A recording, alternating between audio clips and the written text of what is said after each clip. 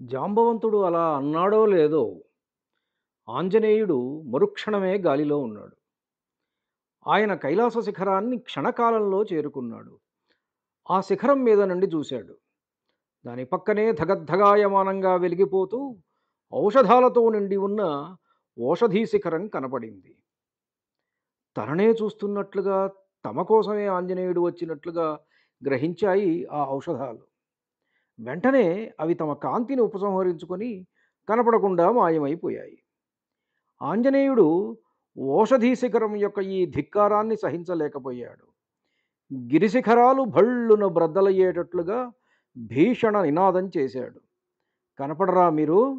అయితే ఇదిగో చూసుకోండి అన్నట్లుగా తొడిమ తుంపినట్లుగా పర్వత శిఖరాన్ని తుంపివేసి తన అరచేతిలో పెట్టుకొని తిరిగి పయనమయ్యాడు.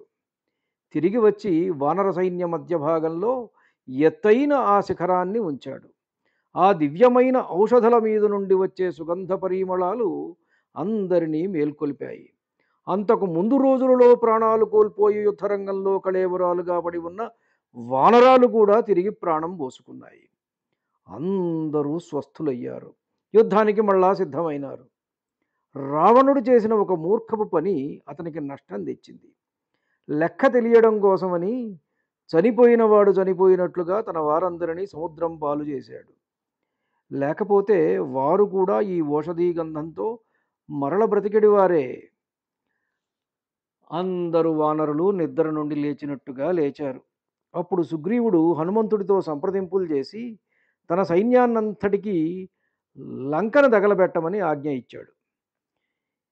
ఇహ చూసుకోండి, ఉద్యానవనాలు, స్కంధావారాలు, ఆయుధాగారాలు అన్నీ తగలబెట్టాలి, ఏ ఒక్కటి వదిలిపెట్టవద్దు అని ప్రత్యేకంగా రాజుగారు ఆజ్ఞ ఇవ్వడం చేత వారి ప్రతాపం చూపించారు.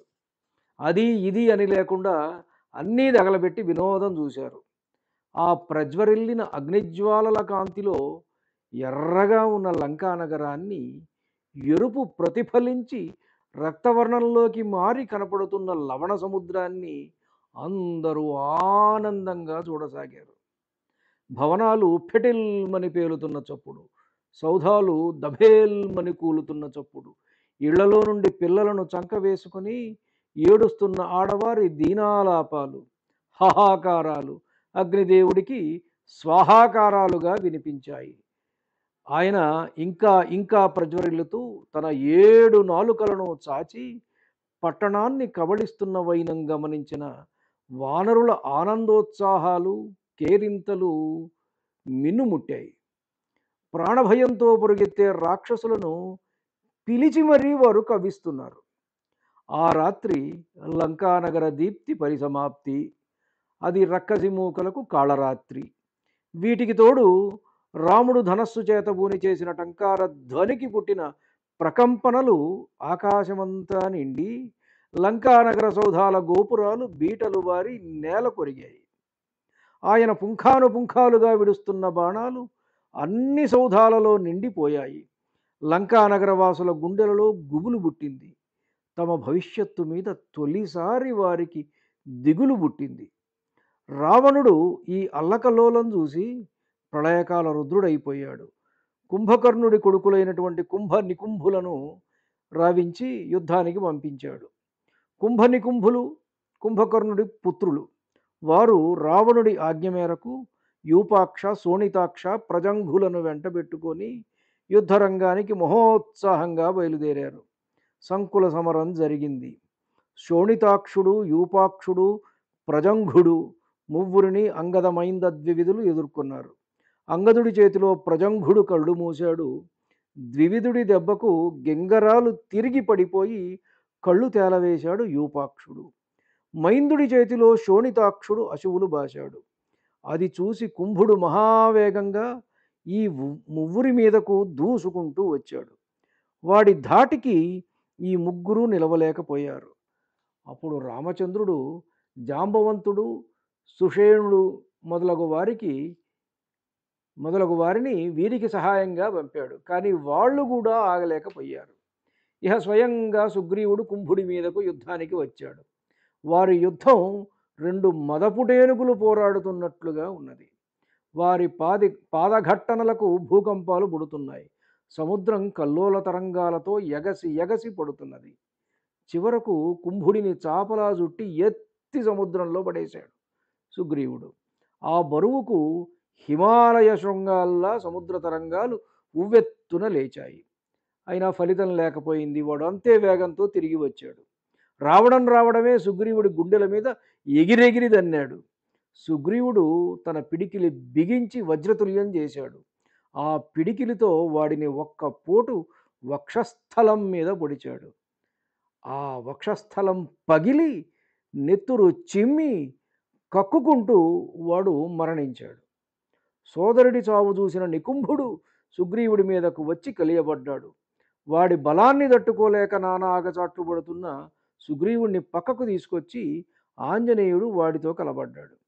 వాడి చేతిలోని అన్ని ఆయుధాలను ఎగరగొట్టి వాడి జుట్టుబట్టి లాగి పిసికి పీడించి పడదోసి వాడి గుండెల మీద కూర్చొని గుద్దుతూ ఉంటే వాడు భైరవస్వరంతో దిక్కులు మార్మోగేలా హాహాకారాలు చేయసాగాడు. ఏమాత్రం కనికరం చూపక వాడి శిరస్సును బలవంతంగా లాగి మొండెం నుండి ఊడబెరికి ఘోరాతి ఘోరంగా సంహరించాడు ఆంజనేయుడు. కుంభ నికుంభులు హతులైనారు అన్న వార్త వినగానే రావణుడు అగ్గి మీద గుగ్గిలంలాగా భగ్గున మండిపోయాడు. పక్కనే ఉన్నటువంటి కరుడి పుత్రుడైన మకరాక్షుణ్ణి యుద్ధానికి వెళ్ళమని ఆజ్ఞాపించాడు. వాడు తండ్రి మరణానికి ప్రతీకారం ఎప్పుడెప్పుడు తీర్చుకుందామా అని ఎదురు చూస్తున్నటువంటి వాడు. అదే సంకల్పంతో వాడు రావడమే సరాసరి రాముడి మీదికి యుద్ధానికి వచ్చి క్షణకాలంలో రాముడి చేతిలో చంపివేయబడ్డాడు. మకరాక్షుడి మరణ వార్త విని పళ్ళు పటపట కొరికి ఇంద్రజిత్తును యుద్ధానికి వెళ్ళి రామలక్ష్మణులను సంహరించమన్నాడు రావణుడు. వాడు యుద్ధరంగంలో ఎవరి కంటపడకుండా అదృశ్య రూపంలో బాణాలు వేస్తూ ఎప్పటిలాగానే వానర సైన్యాన్ని చికాకు పరచసాగాడు. వాడి అధర్మ యుద్ధానికి లక్ష్మణుడికి కోపం వచ్చి, అగ్రజ ఆజ్ఞాపించు, బ్రహ్మాస్త్రాన్ని ప్రయోగించి వీడిని అంతం చేస్తాను అని పలికాడు. అప్పుడు రాముడు, లక్ష్మణ, కనపడకుండా ఉన్నవాడిని, శరణాగతుడిని, యుద్ధం చేయని వాడిని, నమస్కరించిన వాడిని, పారిపోతున్న వాడిని, ఏమరపాటుగా ఉన్నవాడిని చంపడం నీ వంటి మహావీరులు చేయకూడని పని. పైగా బ్రహ్మాస్త్రం ఒక్కడినే చంపకుండా అనేక మంది చావుకు కారణమవుతుంది.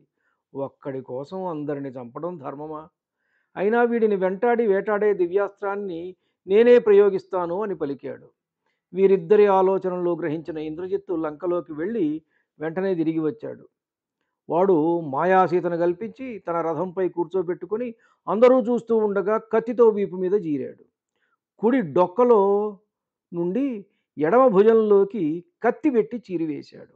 హనుమంతుడు అది చూసి నిజమైన సీతమ్మే అని భ్రవించి రాముడికి ఈ వార్త చేరవేయడానికి వెళ్ళాడు. రామా, మేము చూస్తూ ఉండగానే ఇంద్రజిత్తు సీతమ్మను చంపివేశాడు, ఇహ ఎందులకి యుద్ధం అని కొనసాగించలేక మేము నీ వద్దకు వచ్చాము అని హనుమ పలికిన మాటలు విని మొదలు నరికిన చెట్టులాగా రామచంద్రుడు నేలగూలాడు. వెంటనే వానరులు రాముడికి సకల ఉపచారాలు చేశారు. రాముడి ధైర్యమంతా కూడా సీతమ్మ మరణించింది అనే వార్త విన్నంతనే నశించిపోయింది. ఉన్నవాడు ఉన్నట్లుగా అన్నీ వదిలేసి చతికిలబడిపోయాడు. రాముడి ఈ స్థితి చూసి లక్ష్మణుడికి ధర్మము అంటేనే యావగింపు కలిగింది. లక్ష్మణుడికి మనసు చెడి ధర్మమేమిటి, అధర్మమేమిటి, ధర్మాచరణం గావించిన వాడికి ఇన్ని కష్టాలేమిటి? ఏ ధర్మం కాపాడుతున్నది రామా నిన్ను? నువ్వు చక్కగా ఆచరించని ధర్మమే లేదు గదా. అభ్యుదయం కలిగించని ధర్మం ఎందులకు? ఏమాత్రము అతిక్రమించకుండా ధర్మాచరణ గావించే నీకే ఫలితం దక్కని నాడు ఇహ ఆ ధర్మాచరణం ఎందుకు? అధర్మి అయిన రావణుడు సుఖించటము, ధర్మాచరణం రవ్వంత కూడా విశ్రమించని రాముడు దుఃఖించటమా? చీచి. కనుక రామా, ధర్మం లేదు, అధర్మం లేదు, అసలు సకల ధర్మాలకు సంపదలే మూలం. కొండలు లేక నదులు ఏల ఉండవు, అదేవిధంగా సంపదలు లేక కర్మాచరణమే లేదు. ధనము మిత్రులను తెచ్చును, ధనము బంధువులను తెచ్చును. ధనమున్నవాడినే పౌరుషమున్నవాడందురు, ధనమున్నవాడినే శక్తివంతుడందురు, ధనమున్నవాడే మహాపండితుడు, ధనమున్నవాడినే గుణమున్నవాడంటారు, ధనమున్నవాడినే గుణవంతుడంటారు. రామ, జగదేక వీరుడివి. రాజ్యాన్ని వదిలి సకల సంపదలు త్యజించి కట్టుబట్టలతో అడవికి వచ్చి ధర్మాచరణం అంటూ ఎందుకయ్యా కష్టాలు పడతావు? ధర్మము ఆచరించువాడు సుఖపడడు అని నిన్ను చూసిన వాడెవడికైనా తేట తెల్లమవుతుంది. రామ తండ్రి మాట మీద అడవులకు వచ్చి ప్రియసతిని పోగొట్టుకుని చివరకు ఆమె చనిపోయినది అన్న వార్త విన్న తర్వాత కూడా ఆ రాక్షసాధముల పీచ మణచవలనని రుద్రుడిలాగా నువ్వు లేవవేమి? ఒక్కొక్కరిని ఏరి ఏరి నీవు హతమార్చవలే. ఇంకా అలాగే ఎందుకు కూర్చుంటావు నరశార్దూలా? లే, లంకను నీ బాణాగ్నిలో భస్మీపటలం చేసేయి అని లక్ష్మణుడు ఏమేమో మాట్లాడుతుండగా అక్కడికి అప్పుడే విభీషణుడు వచ్చాడు. నల్లటి కాటుక పోగుల వంటి ఆకారాలు గల నలుగురు భటులను వెంటబెట్టుకొని విభీషణుడు రామలక్ష్మణులు ఉన్న చోటికి వచ్చాడు. ఆయనకు శోకాక్రాంతుడై లక్ష్మణుడి ఒడిలో పడుకున్న రాముడు, కంటి నిండా నీరు నింపుకొని దైన్యంతో ఉన్న వానరులు కనిపించారు. ఏం జరిగింది, ఏమిటిది అని రాముణ్ణి ప్రశ్నించిన విభీషణుణ్ణి చూసి లక్ష్మణుడు కన్నీరు గారుస్తూ సీతాదేవిని ఇంద్రజిత్తు చంపివేసినాడు అని హనుమ తెలిపిన విషయాన్ని గురించి చెప్పాడు.